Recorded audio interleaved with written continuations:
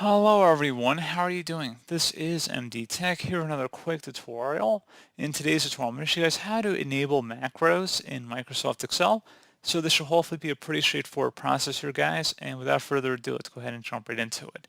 So we want to go start by opening up the File tab, and then go down and select Options at the bottom here.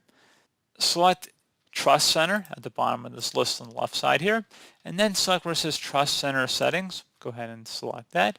And then there'll be an option on the left side that says Macro Settings. Go ahead and select that. And now you can go ahead and make different changes here. So if you want to enable VBA macros, you can go ahead and just select that there. If you want to enable VBA macros, you can.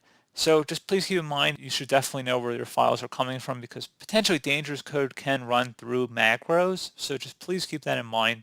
You can modify the settings. You can go all the way from disabling all macros without notification to disabling macros with notification and disabling macros except digitally signed macros. So there's a scale you can kind of go with here. So you just want to enable all macros. You would select the fourth option in here and then you would select OK.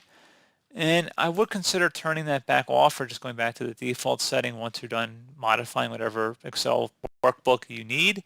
But that's definitely a personal preference. And if you're not really downloading any Excel files from offline, and it's just a local install on your computer, your own personal computer, I don't really see, too big of a problem with that.